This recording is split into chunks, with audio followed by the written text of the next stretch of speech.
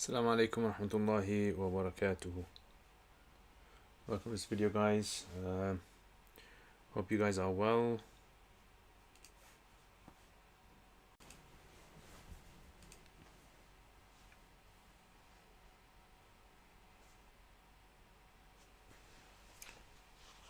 Let's wait for everyone to just come on.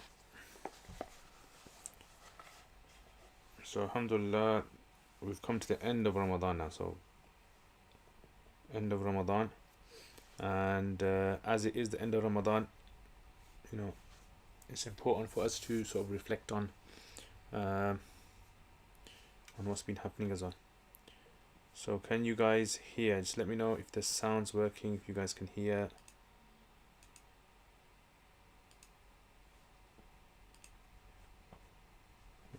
Should be able to hear.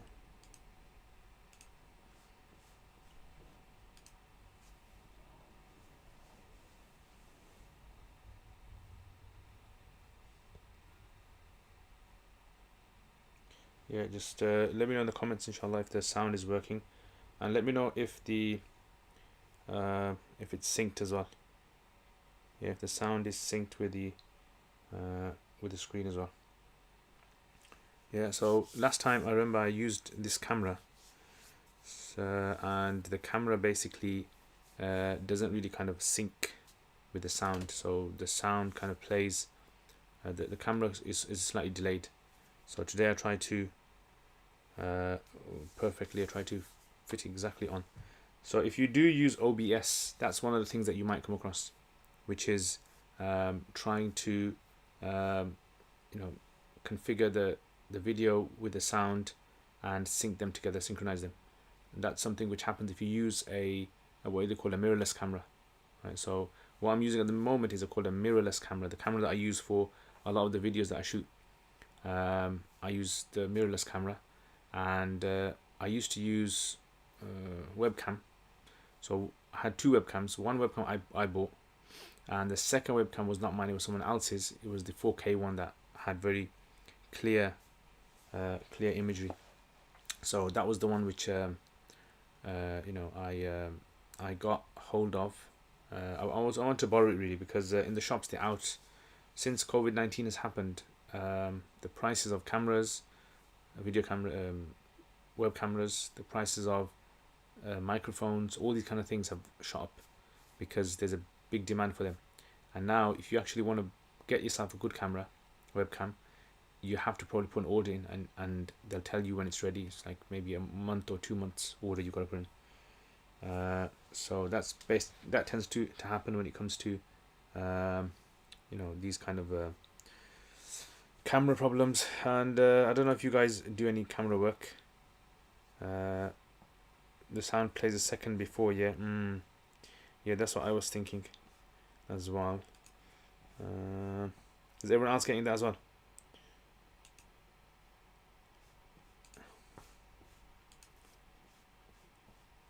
Let me just see. Yeah, so let me just try to delay the sound more.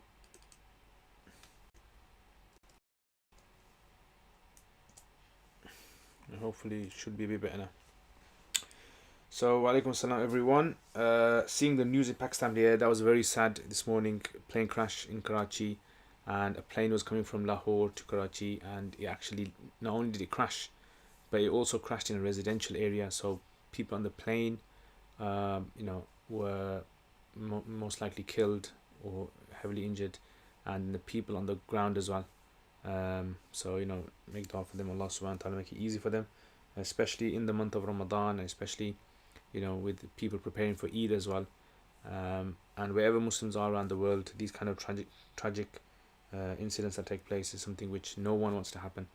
And hopefully the people that were there will be shaheed, and because the last 10 days as well, and it's Ramadan, and we pray for the families that have been left behind.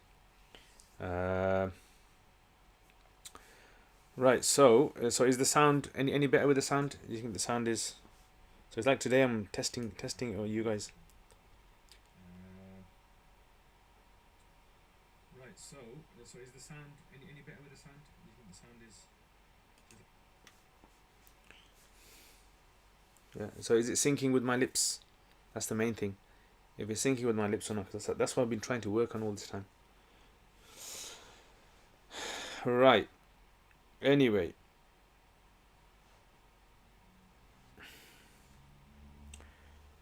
So Crypto M, Assalamu alaikum. Can you please explain what the Suhuf Ibrahim and Musa are? So Suhuf Ibrahim and Musa are most likely referring to the divine sort of instructions, wahi, basically revelation that was given to Musa alayhi salam and Ibrahim alayhi salam. So has this reached us? No, it hasn't reached us in that form. But the main thing is that the people, Musa alayhi salam and Ibrahim alayhi salam, when they were given these divine scriptures, Suhuf Ibrahim and Musa, they propagated to the people. Musa alayhi salam's Suhuf may be either be talking about the Torah, or it might be talking about a separate revelation that was given to him besides this. So it could have been one, or it could have been the other. So that's generally what kind of these kind of ayats, ahkam. And that's the thing with Quran. When a person reads Quran and looks at tafsir, the tafsir has to be understood in the context of the entire Quran. So the entire Quran, you look at the different sort of meanings of the words and how the meanings could possibly apply. And that's something which, when I made my the video on the flat earth issue, whether the earth is flat or not, that was one of the things that people sort of had a very difficult time trying to understand, which is those ayats, those translations of the ayats which talk about the flat earth or the earth being flattish. They've taken the English meaning and they've superimposed it onto the Quran meaning, and so therefore people get a bit confused in how to apply. Right. What are the Hanafi rulings regarding splitting a salah, example having 1 or 2 hours between sunnah and fard? So according to the Hanafis, it's considered to be disliked. If there's no reason for it, it's considered to be disliked for a person to have a gap between the fard and between the sunnah mu'akkadas. So if you pray your maghrib, for example, then the sunnah should be prayed immediately after.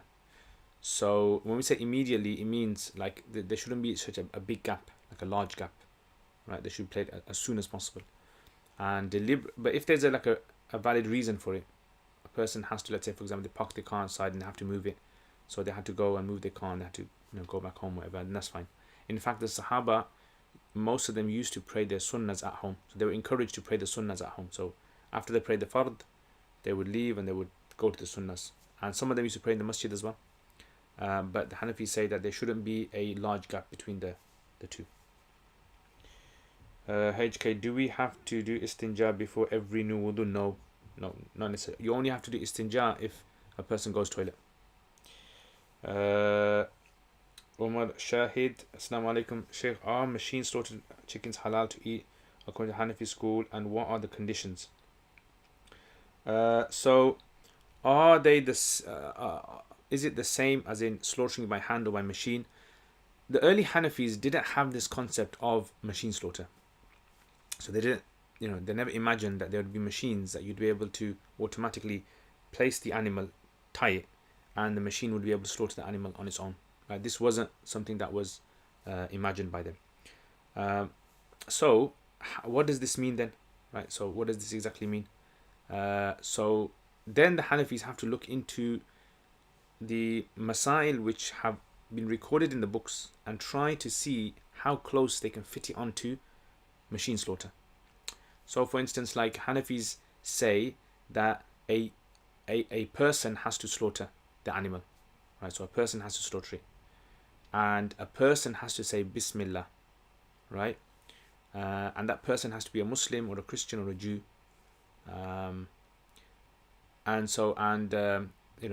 slaughtering 2 animals together. So if you had 2 animals and you slaughter them both together, slaughtering would be technically done. Although there'd be disliking, because they say the one animal is going to be seeing the other animal being slaughtered, and this is going to have a shock on the animal. But when it comes to like machine slaughtering, if we take what the early Hanafis are saying about how normal hand slaughtering was being done, then machine slaughtering is something which is not allowed, as in, because the machine slaughtering is the machine is slaughtering, so it's not a human. But then if you look at the concept of, okay, if someone argues, but what if machine slaughtering, it depends how it's done. So let's say, for example, there's a button and the animal comes into the compartment, and then the guy presses the button, and the button, cuts the throat of the animal. Then it moves on, next animal comes, presses the button. So if that's the case, then that's fine, because that is simply an extension of the cutting the button. If, however, it's, for example, like automated, then let's say there's 1,000 chickens, and the guy puts the machine on. So a human has to put the machine on, let's say. Puts the machine on, says Bismillah.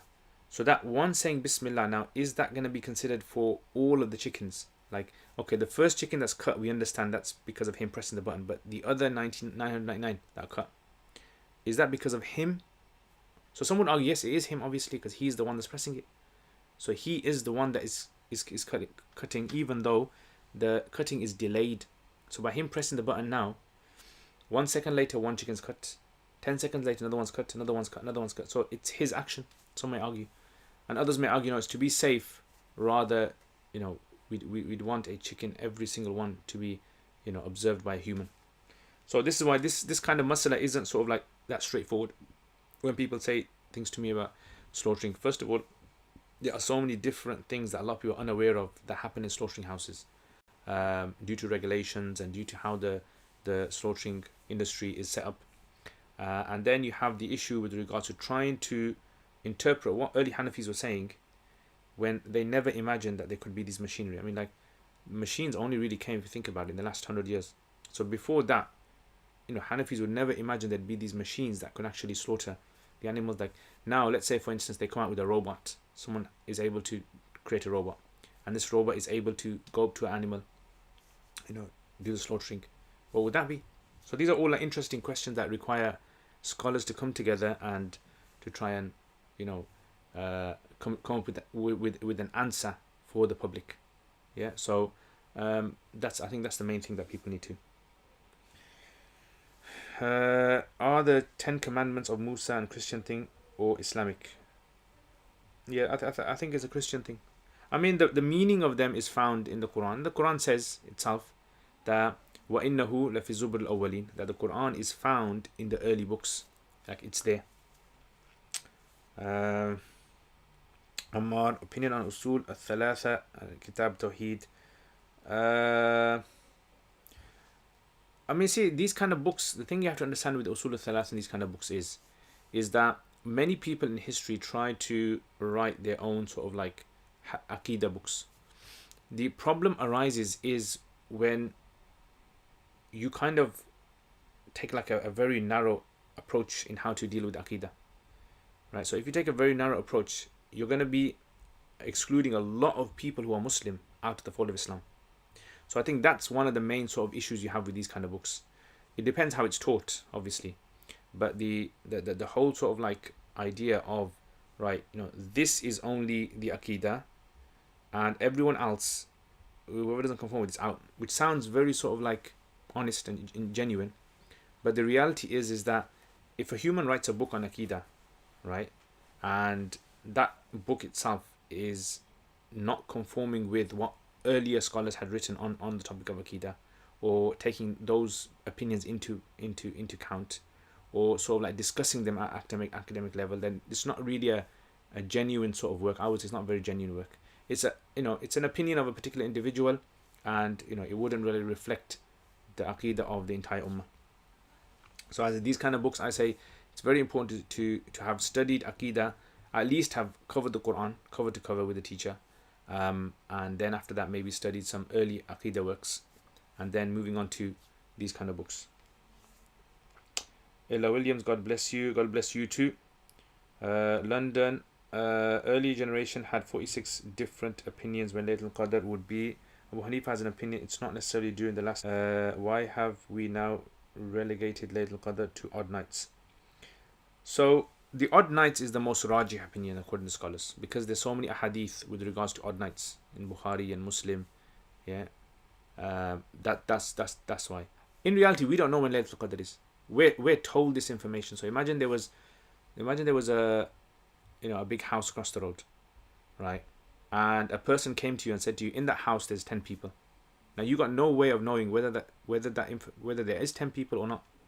So the same thing happens when it comes to revelation. So when revelation tells us things, we have no idea of working out for ourselves. We have to be told this. And the only reason we accept revelation is because the person who brought the revelation was a very trustworthy person. Yeah, and the message he came in with is something that cannot be replicated by humans. So this is the same thing when it comes to the Laylatul Qadr. Scholars are trying their best to try and understand this concept of Laylatul Qadr. One of the problems, a lot of people who read, like, let's say there's over 40 opinions about Laylatul Qadr. One of the problems with people who read these kind of things from a retrospective point of view, they don't look at the context. So they'll just say, oh, so-and-so said this, so-and-so said this, so-and-so said this. But they won't say, okay, well, let me ask, what did he mean by this? Like, where did he get this from? And when you don't look at the context and you don't look at where the scholars get these opinions from, that's where it creates a lots of confusion with people. Because people think, how can there be over 40 opinions about Laylatul Qadr? Isn't Laylatul Qadr something which is in the Quran? Yeah, so this is where you have to study academically. You have to study different works and be able to, come to conclusions. And the lay people can't do that because they don't have the skills for it. Okay. Next. Ahl Haq, Salam. Is there any virtue of the night of Eid? As in, yes. So this ahadith, Laylatul Ja'iza is called. The Prophet has mentioned about this virtue of this night, where worshipping Allah in this night as well is considered to be virtuous. A priori, do I have to check the ingredients of every product I buy in order to buy halal? Do I have to still learn all the E numbers? So I think I answered this one before as well. Basically, when it comes to ingredients, like we said, in the early days of Sahaba,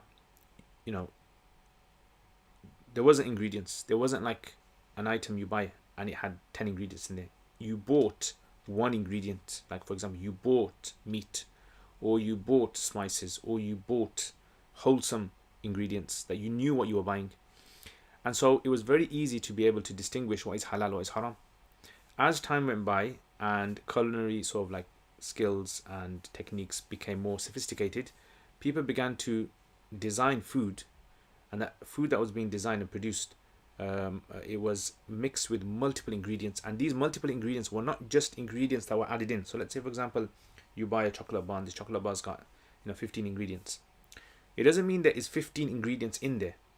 What they have to put on the packet has to fulfill the criteria of the government as well, regulation. So sometimes that chocolate might actually have been put through a process which use a particular ingredient, and then they'll add that in just to say that, well, we put it through this process. So this is why in today's times, for the average person to figure out what is considered to be halal, what is considered to be haram in these multiple ingredient sort of things, this can create lots of confusion for people as well. Lots and lots of people are simply confused because they don't know exactly how to deal with these ingredients, right? Because they're not experts. Like to have to understand some of these ingredients of what process they put through, you have to be an expert in chemistry, all right, and the food industry to understand exactly what these ingredients actually refer to. Like, they're not as simply just saying, oh, it contains animal products. What does animal products mean? Could be a whole range of things, and there's some animal products that are halal according to Hanafis. Yeah. So this is something that causes confusion for people. That's why I spoke to some scholars, one of the Mufti Sarfraz, and he actually said to me, he actually works for HMC as well, and he said, look, if the ingredients are clearly labeled as being pork, or considered clearly labeled as being an animal product which everyone knows is not allowed, then you can't eat it. But if it's something which is a number which you cannot tell, he goes, then you can eat it. Because this is based upon the idea that everything is considered to be halal by default unless proven otherwise. Okay, Said Ibisi, what do you think about Kilam and the Mutakallimun? Does it have a place in the Ijtihad? Yeah, so Kalam and Mutakallimun, this is another long topic. The gist of this is Aqidah, no one differs in Aqidah. Aqidah is fixed. Whatever the Quran mentioned, that is the thing that will give you salvation. Right? So whatever the Sahaba believed, their belief is the belief that will put you in Jannah, inshallah. But why did this ilm al-kalam come? Ilm al-kalam is simply a way of the fiqh of aqidah. Right? So like the fiqh of aqidah, trying to figure out logically reasoning with aqidah and trying to make sense of it, so that people who attack Islam, they're not going to listen to Quran, they're going to listen to logic and reasoning. So when people attack Islam, in their debates, we need to know how to respond to these people. So we can't just say to them, well, in Surah Baqarah it says this. So they're going to say, I don't believe in Surah Baqarah, I don't believe in the Quran. How are you going to explain to me that there is only one God? Right? There's not three. Logically explain to me. So the early scholars believed that logical and reasoning, using logic and using reasoning to be able to explain the beliefs, was something which was part of Islam. And that's why they developed the system, and it slowly began to develop over the years of this ilm al-kalam. Wa alaikum assalam, Shaqim. Some say that machine slaughter, they use radio speakers saying Bismillah when they start slaughtering. I don't know if it's true. I don't know. I mean, see, these kind of things, rumors, I'm the same as you then. I wouldn't know. You'd have to speak to someone who actually works in a slaughterhouse and can verify this kind of information. Are hunted animals like deer and rabbit sold at supermarkets halal? Slaughter is not needed for them since they are not domestic animals. Does it matter if or not? Yes, so it has to. A Muslim has to kill them. Muslim, Jew or Christian. Same with the slaughtering. So as long as a Muslim, a Jew or a Christian has slaughtered them, then it's permissible. Nawfal Azizi, Assalamu alaikum Sheikh. Have you lost or gained some weight this Ramadan? Sometimes I hear the name Saab. Is this your second name? Salam to everyone from Breda, the Netherlands. Alhamdulillah. So have I lost weight? I don't know. I think sometimes I'm wearing something big on top, something small on top, so it might fool you guys into thinking that I've lost weight. So I don't know, you guys tell. Saab simply is a kind of Indian subcontinent, like a title attached to people's names. So Saab just means sir, it's like sir, yeah, or Mr. And they use it very, very often there. So it's used for a lot of things, Saab. Not the car Saab, by the way. Okay, April. If some symbols look similar to religious symbols, but it's not perceived as a religious symbol, is it allowed to wear these symbols? You get a t-shirt with a Swiss national flag. Is it allowed? Yeah. So when it comes to like these kind of, like we talked about the idea of the British flag and the England, the Red Cross, and symbols which resemble the cross, are we allowed to wear them or not? And I've spoken to some scholars about this, and many of them have said that it's permissible, because the flag no longer represents the religious symbol, as in when people see it, it represents a country rather than a religion. Yeah, unlike, for example, like a cross with the depiction of a man on there, that would be impermissible, right? Because that is clearly a religious symbol. That is, but generally flags, having a football t-shirt with the the what's it called, the George cross, it would be permissible based on that. Okay, Shakim, Sheikh, is it allowed to pray Eid alone? I see many say it's allowed, so I mean, it's this kind of issue. I mean, I put a video up about this. Hanafis wouldn't allow it, right? From what I understand from Hanafi madhab. The idea of praying the Eid in a congregation seems to be the fundamental aspect of Eid. I know, but other madhabs do allow praying on your own. So, okay, what if someone misses the ruku in prayer and goes straight into the sajda? What to do? Some seem to say that the salah is invalidated. No, the salah is valid. All they have to do is at the end make up that rakat they missed. So if you went into sajda, so someone misses the ruku. Oh, you mean you missed your ruku? So you're praying and you missed your ruku. No, the prayer is not invalidated. You simply have to make up that ruku. Yeah, make up that ruku in the salat, whilst you're in the salat, and then at the end do sajda sahu. Yeah. London, a question for last year Yasin. A group, 2 to 3 representatives from a prophet were sent to a group of people. Did these representatives have any proofs? How could they have a mu'jiz, miracle? They're not prophet. Yeah, so what they actually say here is, the stronger opinion is that these were not messengers themselves. These were sent, like, these were like what they call prophets, or they were sent on behalf of Isa alayhi salam. So Isa alayhi salam, he actually sent them. So Isa alayhi salam sending them, this is considered to be something which is like his evidence, so the evidence that he had. So just like, for example, if there is a particular person who is let's say a scholar, or let's say, you know, giving da'wah today, he doesn't need a miracle to, like, he doesn't need technically a miracle to prove the religion. All he has to do is convey the religion. Yeah, so this is why they said that all we have to do is convey. Right, all we are going to do is convey. So there was no need to mention any miracle here, because they weren't considered to be messengers in that sense. They weren't considered to be like individual prophets of Allah. They were representatives of the Prophet Isa alayhi salam. So his miracles were considered to be sufficient for that. Okay, Assalamu alaikum. If I have my Ramadan fast to make up, can I still do my 6 fasts of Shawwal, or is it better to keep misfast? So at the moment, I'm actually making a video on this, and I've been speaking to a lot of scholars on this, trying to see how, you know, the Hanafi madhab sort of presents this issue. There seems to be no clear like rule in the Hanafi school about this particular scenario.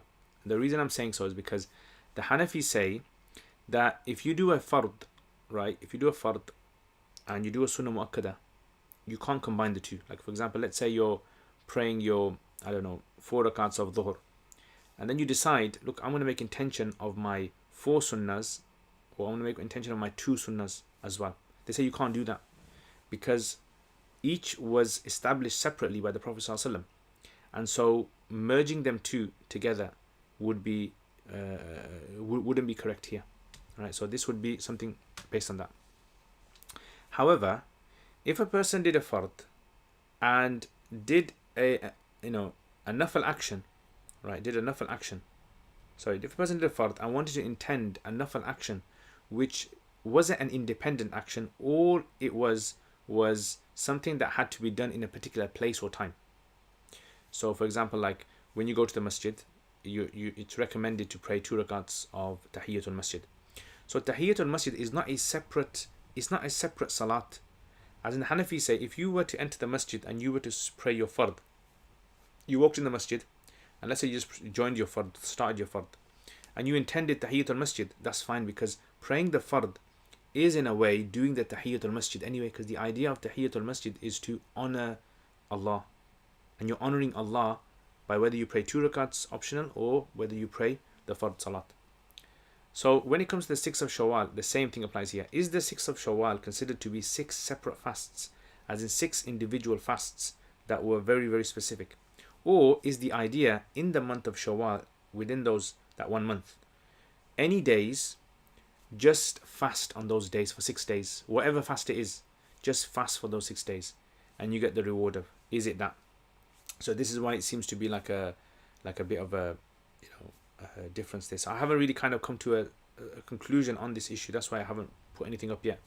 I'm going to be putting up a video on Sadaqatul Fitr. A lot of you guys are asking about that, so that's going to hopefully be up today or maybe tomorrow. Hopefully today. But that one, I'm still kind of like trying to figure out how I'm gonna word it. But yeah, once that's done, inshallah, then details will be there. So what I would say is, if a person is going to pray them, they can take whichever opinion, right? At the moment, I'm inclined towards praying them, fasting them separately. So fasting the 6 separately from qada. Muhammad Raqibul, what is the difference between nur and daw or diya? I heard that nur means reflected light, but heard that it means light. Also suggest me a great Arabic dictionary to understand. So nur and daw. So the word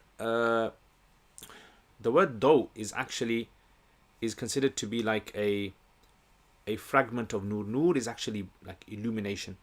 So nur is brightness. Brightness is nur. Right? So imagine you took brightness and you broke it down into its small parts. Every part is a daw. Yeah, so daw, lots of daw make up a nur, basically. That's how in the Arabic language, where this idea of reflective, nur is reflective, and I don't know where this comes from. Like I haven't really read it in any of the classical works. I think it probably became famous because it was probably said by Zakir Naik, Dr. Zakir, and I don't think Dr. Zakir Naik is an expert in Arabic language, but because he's world famous, anything he says, people take it to mean like, categorical part of the religion. If you want to read more about this kind of stuff, what I would suggest is reading a book called Al-Mufradat by Raghib al-Isfahani. It's in Arabic though, and a book called Mu'jam al-Istiqaq, Mu'jam al-Istiqaq, and that's another very good book as well. So there are two books. If you go to my YouTube channel, if you check out the videos on the in-depth Quran, right? So in-depth words of the Quran, I've actually, put in the description links to them. Okay. Is there a meaning of sudur? Is breast or center? What is the meaning? So sadr means something that's at the front. So sadara literally means to be at the front. Yeah.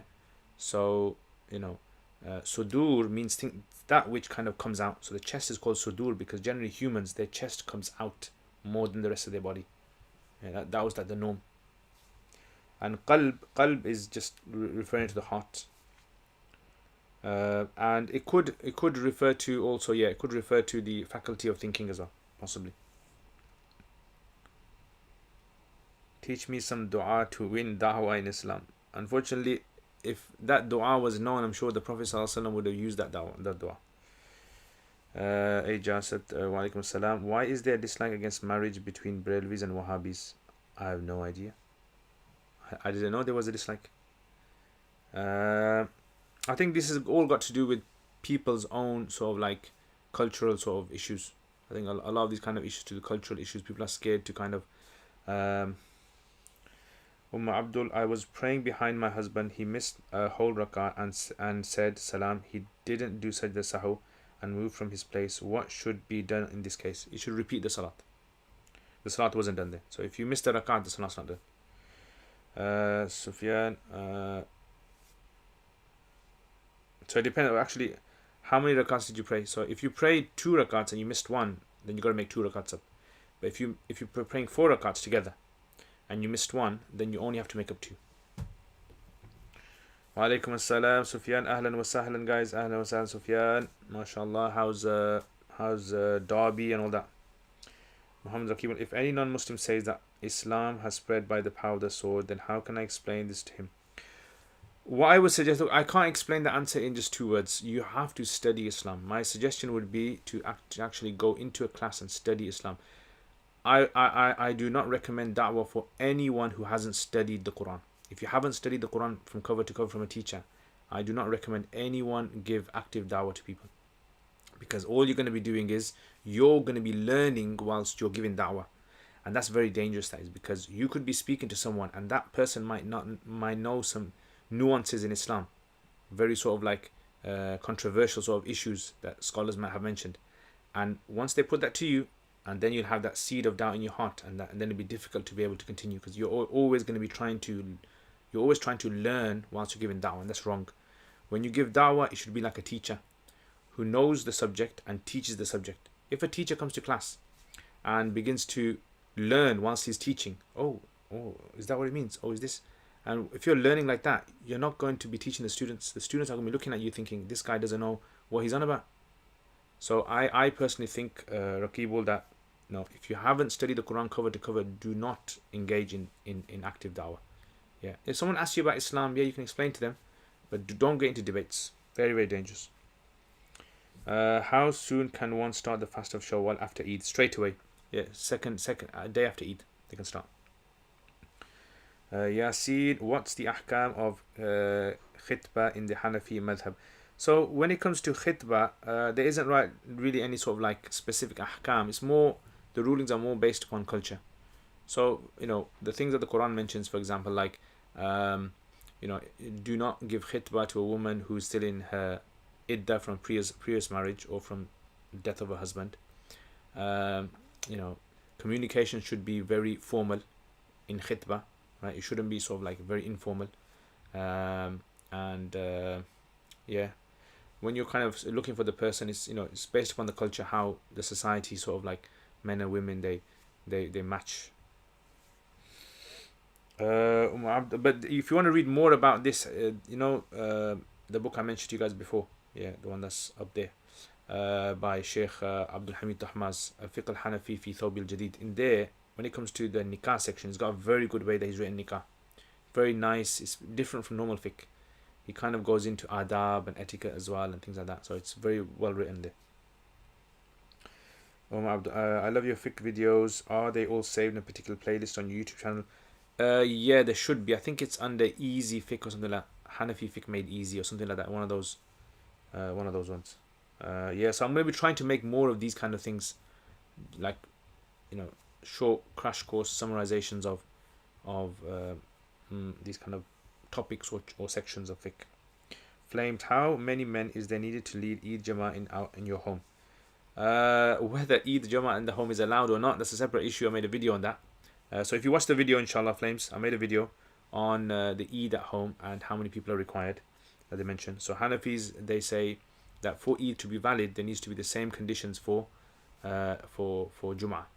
Yeah, so that means 4 people, 4 men.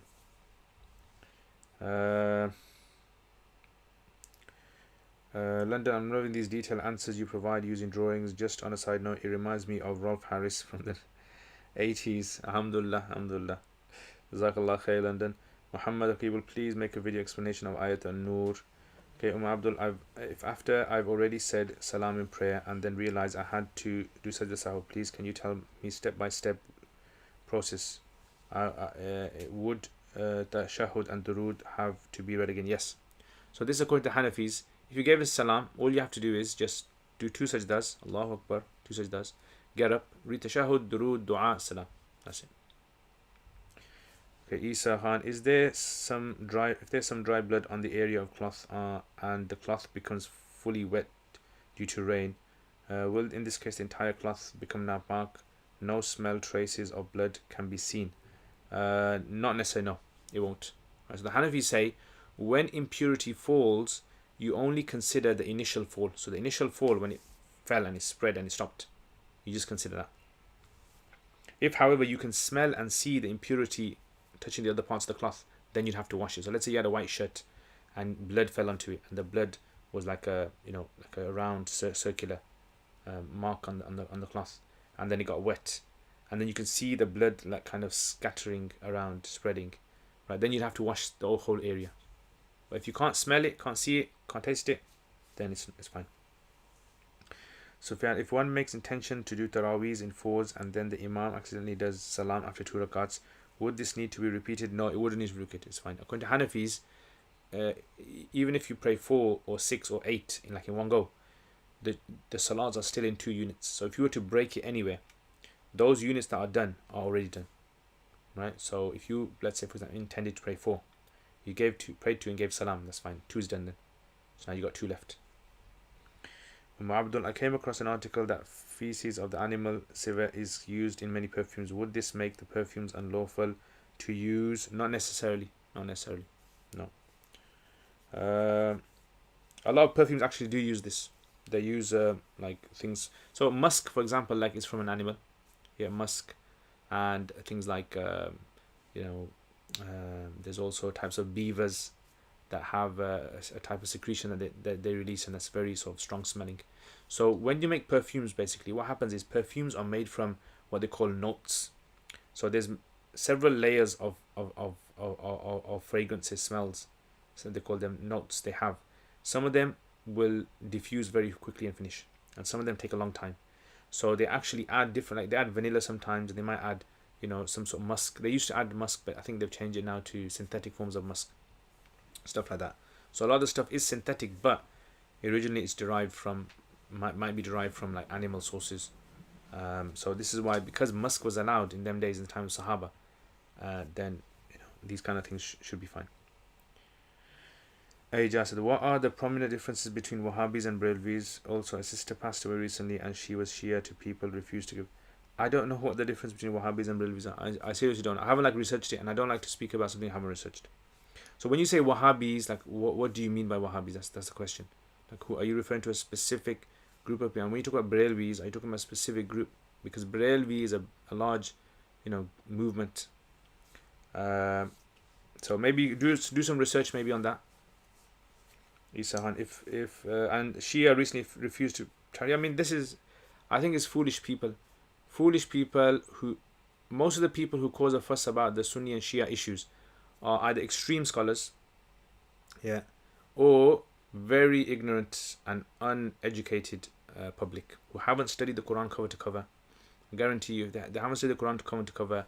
They don't have, sort of like training in Aqidah, in the differences of early Aqidah.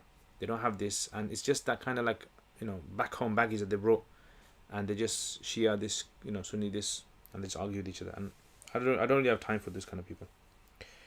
So for the poor girl passed away, is killed. May Allah give her Jannah al-Firdaus and give sabr to her family. And just some guy on Twitter, and this is the danger of social media. He says on Twitter she's a Shia, we should take her back on money, and then he apologizes the next day and says, I'm so sorry, I didn't realize the effect of my tweet. So that just shows you he is ignorant. He doesn't know the consequence of his own words. So I think that's a typical example of a lot of us out there. We don't know the consequence of our words on social media, and we say stuff we don't realize. The Prophet ﷺ said a person will say something which he has no consideration for, that will put him in the depths of Jahannam. May Allah save us. If I touch moist impurity with another pure wet object like wet skin, and in the result somehow there are no traces of smell impurity on that object, well, no, it won't be najis, because there's no transfer. Wa alaikum assalam MP Hamim. Alaikum salam. I have read that we can pray 4 rakats in nafil if we want to perform each salah. Does that mean one salah of 2 rakats, or you can pray both? You can pray 2 if you want. You can pray 2 and 2, and you can pray all 4 together. Up to you. Sufyan, you're welcome. London on 100k subscribers, hold a dinner event and charge us £10 per head. We can finally get to meet you. What do you think? Allahu Akbar. If I do that, yeah, I think that'd be a good idea. If I do that, we'll do a charity thing. So that actually might be a good idea. If I do hit 100k, maybe we can do like a big dinner or something. People can chip in, and all that money that we collect, we can give it to like a cause around the world somewhere. Yeah, it might be a good idea. I'll actually note that down. That'd be one of the possible things. In terms of Sharia impurity rules, what is the definition of wetness? E.g., will a damp cloth that doesn't squeeze out drops be considered wet? So wetness is the whole idea is transferal, right? So it's more of transferal rather than wetness. So something can be wet but it might not transfer. Yeah. So the idea is the Sharia doesn't want to like burden you with investigation. So if you're worried about has my shirt touched the toilet? Oh no, the toilet seat was I don't know, the other day was wet. So has now the impurity gone? And some people are like this. They become so paranoid. They go in the toilet and they're scared that the clothes are going to touch the walls of the toilet, or the tissue paper is going to touch the ground, and maybe some impurity was there. This is where waswasa kicks in. And people who have waswasa, unfortunately, they find it very difficult to go to the toilet. Like they dread it. They get anxiety attacks. So in Islam, it's very simple. If you can't smell it, if you can't see, if you can't taste it, it's not impure. Yeah, you can't smell it, can't see it, taste it, it's not impure.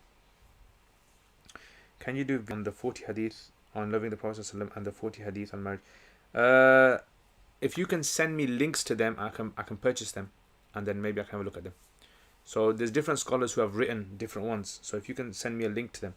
The thing is, for example, like there's lots of 40 hadith out there, but sometimes the problem is some of the 40 hadith in the collections are not authentic, or like there might be some problematic wording that's translations or things like that.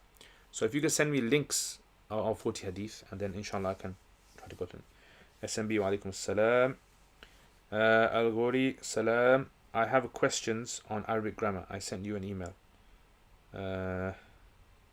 Okay. So what name did you send it under? Did you send it under a specific name? Because I did receive one today and I've answered that one. But I don't know.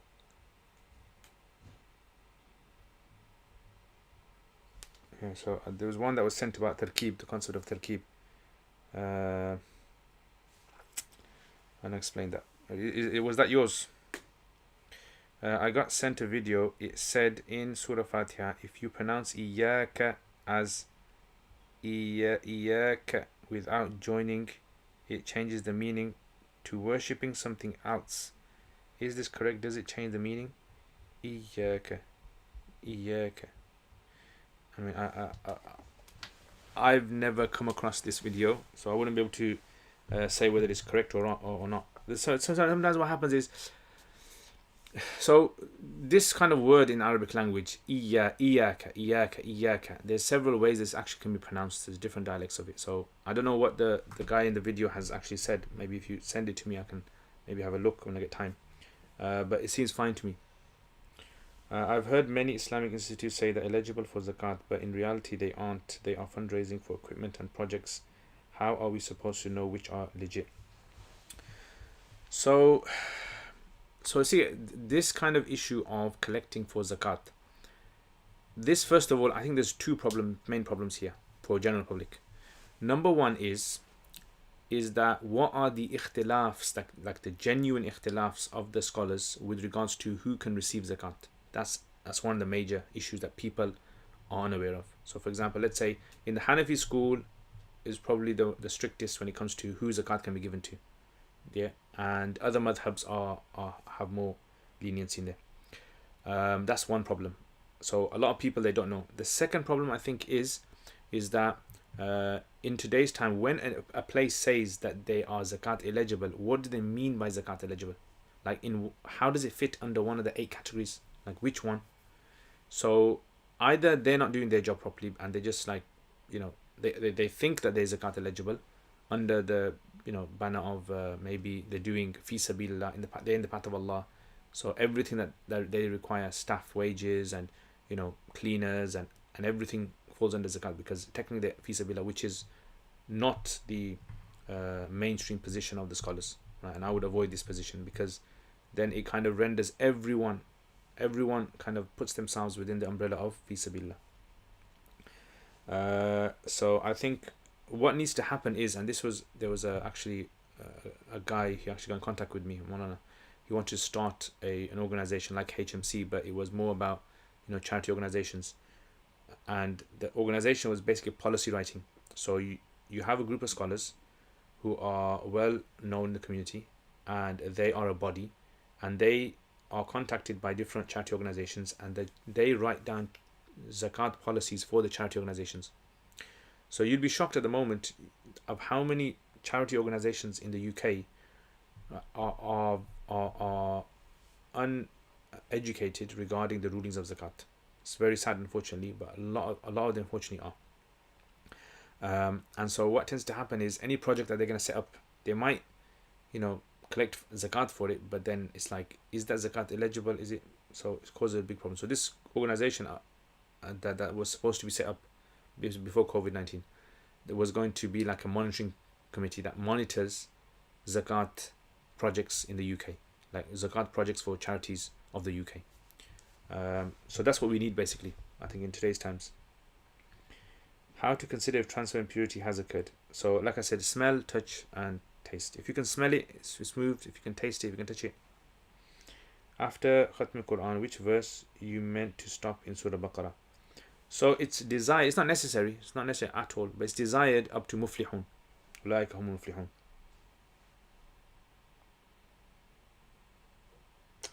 MP, on the odd nights, people say we should go out and look at the sky and see if we feel peace and calm weather to figure out whether it's Laylatul Qadr or not. Is this verified thing we should?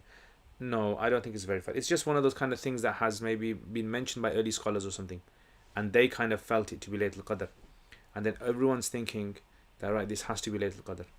And this is one of those things, unfortunately, which is the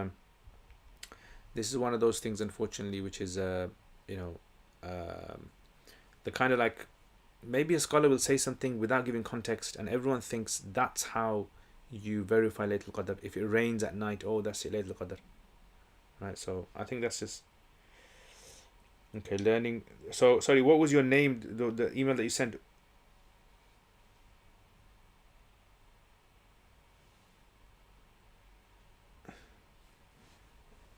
I'm unsure of what, because I've got lots of emails that have been sent to me. So was it smart?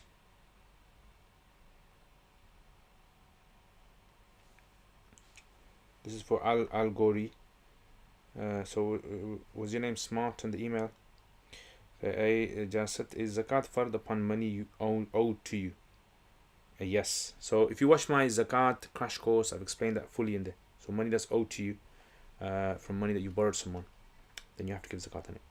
S and B, if Imam breaks wudu, the person behind it, should he continue salat by starting a new surah if he doesn't know the which? Yes. So he starts a new surah if he doesn't know where the Imam was. MP, I'll put the links of the hadith books in the description of the hadith, inshallah. Yeah, excellent. Jazakallah khair. Sufyan, he said pronounced incorrectly without the shadda, Iyaka na'bud. It changes ayat meaning from, Oh Allah, you alone we worship, to Oh sunshine, you alone worship. No, I mean, is this a legitimate guy? No, this is. It means. See, the thing is, iyaka, iyaka. No, I've never come across that. Yeah, it would be. I mean, a person should obviously try their best to try and pronounce iyaka, but if they can't pronounce it, if they find it difficult to pronounce that, then it's fine. It wouldn't be something which is like a radical change in the meaning. Like I said to you, in the Arabic grammar, if you study Arabic grammar advanced level, there's like different dialects of iya. Yeah. So I don't know. I mean, sometimes you get some people who are very zealous and very, very keen and extreme, like particular about the recitation of the Quran, and and they don't allow wala zualin, and they're one of those ones. I mean, I understand what they're trying to say, but the thing is that they're making life extremely difficult upon the masses who find it difficult to pronounce simple words.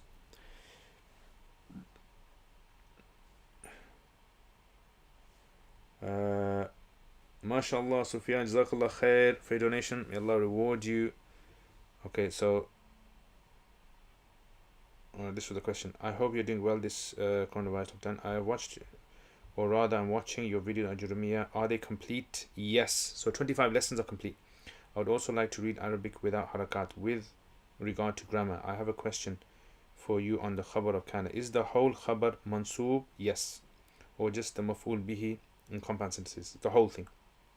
The whole thing is considered to be the khabar of kana. So for example, if I said kana Zaydun jalisan fil bayt, the whole thing jalisan fil bayt is the khabar of kana. That's what it is. Okay. Okay. Okay. SMB. Does Imam's i'tikaf break while giving English sermon? Nope. In your experience, is a Sufa distributing zakat correctly? Because I have been giving my zakat to him. Yes. So from what I know, a Sufa has been distributing the zakat. They have a very, very rigorous sort of process, and you should ask them. You should email them and ask them, how is your zakat being distributed, so you know at least, right? So they have. I think they've got like a policy on the website of how the zakat works and where it goes to, so you can keep check of it. And that's the thing that you need to do with charity organizations. You need to be aware of where the zakat is going as well. Okay, SMB, is it mustahab or sunnah to do full wudu in ghusl? So it's considered to be mustahab.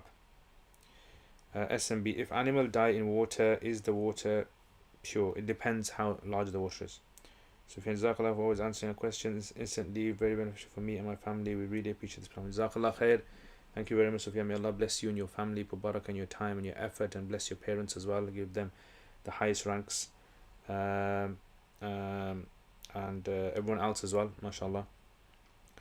Anyway, so I'm gonna finish the live stream in a bit, and if I do forget, then hopefully inshallah I will see you guys after Eid.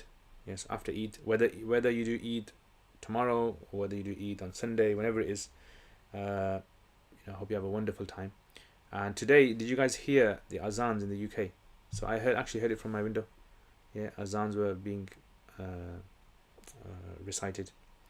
So I think the government has allowed, in many other cities, governments allowed the Muslims to give adhan in the masjids because they can't go out. So it's like giving the adhan in the masjid, and you can hear it from home. So mashallah, it's a very amazing experience to be able to hear the adhan from your home. And also the podcasts. Hopefully, we're going to make a decision about what's going to happen about the podcasts after Eid. If we're going to continue, most likely we are going to continue them, but what the frequency is going to be, how many times in the month we're going to have. Muhammad Raqib Sheikh, I want to talk to you as you might have understand how difficulties I have been suffering. You are a teacher, I am a student. I want you to make a video series. I am amazed by Quran word. Jazakallah khair. May Allah bless you, Raqibul. By the way, guys, I am not, before you guys get confused, I am not an advisor or a consultant or someone who's a counselor. I have no experience in counseling people or listening to their problems and advice. Just to make that clear from now, yeah. I am simply someone who, if you ask a question, I can answer your question. And I tell this to a lot of people. A lot of people, what they tend to think is someone who's a Maulana, someone who's a Mufti or a Sheikh, is expert in listening to people's problems and can advise them on like life problems. I can't do that. I can give you advice based upon my own experience in life. So I don't know how old I am now, 37, 38. I can give you advice on that, right? So maybe you say to me, oh Sheikh, my tire burst on my car, give me some advice. I say, okay, basically what you need to do is, if you got a jack in the back of your car, yeah, pull up your car, and then loosen the wheels with the nuts, and make sure you have the key nuts. Open them. If you got a spare tire, change the tire, or if you can't do that, then try to change your tire and take it to local tire garage and pay them. I can tell you that kind of advice, yeah, but you have to understand that not everyone is going to be able to give you advice that's sound advice. Yeah, they're going to give you advice from their own perspective, their own understanding of situations. So this is just like a general piece of advice I'm giving you guys. It's not aimed at anyone. It's a general advice. Any scholar you ask, remember that scholar may not have expertise in, like, a lot of people, they may contact me for advice on divorce issues, marriage problems, children problems, right? And I'm the last person who know advice about that. So you gotta you ask people who are skilled, who have training in that area. Will Surah Yasin series continue after Ramadan? Yes, I think I should continue it. Because I have this problem that every Ramadan I start a Quran series and I seem to stop it, right, and leave it incomplete. So I'm gonna try to.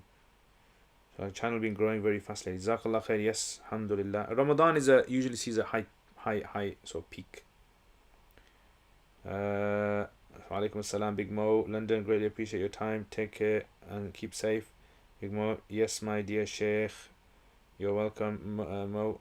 Hamim. Does a wife have to obey her husband in something which goes against the law but doesn't violate the Sharia? E.g., if the husband tells his wife to break lockdown social distancing rules. Yeah, I mean, see, Islamically they won't be sinful. Is that what you're asking? So will they be sinful Islamically? No, not necessarily. So breaking the laws of the country, you won't necessarily be sinful for breaking the laws of the country. But in the law, either the law, you're going to be in trouble. So as a Muslim, a person should take these into consideration as well. What did you say about the azan in the UK? Yeah, so it was played in the masjid. In the masjids you could hear it. So from outside the masjids have been allowed to today, and I think it's maybe on the weekend, allowed to. So if you wait for Asr in your local masjid, they might have it. Yasin class postponed till next week due to Eid. Most likely, yeah. So most likely it's going to be Eid this week, so I won't be able to. Big Mo, Sheikh, this is for you. Jazakallah khair, mashallah, Big Mo. This camera isn't as clear as normal camera. Yeah, it's not that clear, is it? Yeah, so I'm using my mirrorless camera here. So hopefully, so the upload speed I have is quite slow here. So hopefully I'm going to try to get another internet, more upgraded one. So the upload speed I've got is probably like about 10 maybe. 10 MB. So what I want is I want like 40, 50 MB upload. If I get 40, 50 MB upload, the streams are going to be much more clear, much more smoother. So hopefully, if I get that, then it's going to be sorted, inshallah. And as you can tell, the sound might be off sync as well. Can you miss Sajda Sahu in Eid Salah as it will confuse everyone? Possibly.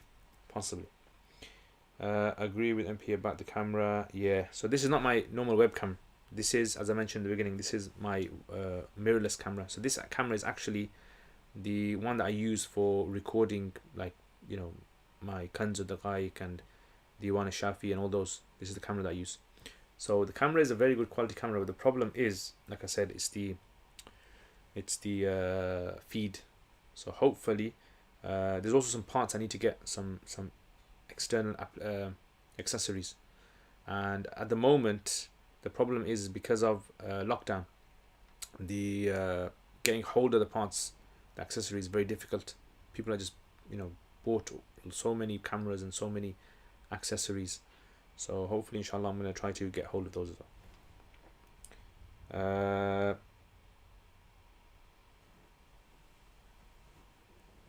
Can you make a video about how Islamic calendar works, please? You mean the lunar calendar, yeah? Or are you just talking about the date, the names of the months? Omar, it seems very clear to me. Okay, so it's clear on your side, yeah? You should get 500 megabyte speed. That's what some YouTube vloggers use. It takes them minutes to upload. Yeah, 500 megabyte in that. So at the moment, I think you have to be in a certain area for you to be able to get a certain speed. So certain time, like fiber optics. So there's certain areas that only provide that. So there's some areas that don't provide that. They haven't come there yet. So I'm gonna have to find out.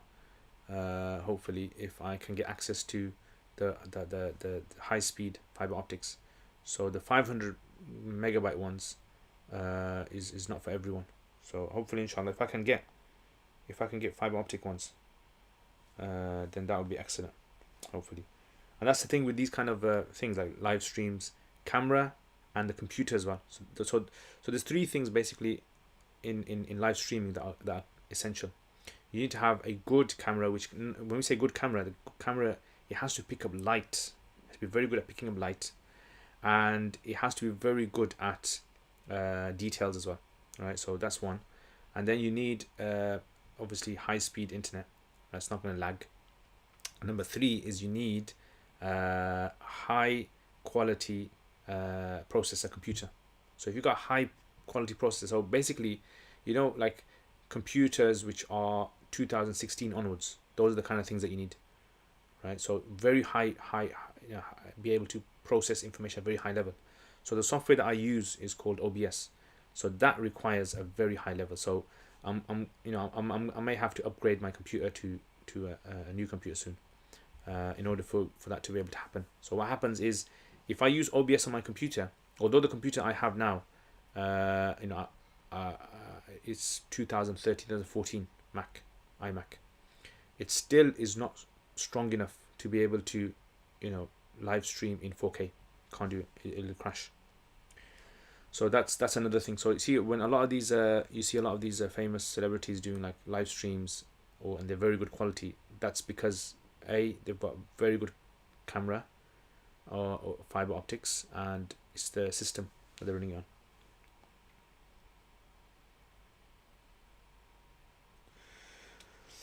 Alright guys, so Jazakumullah khair. Thank you very much for the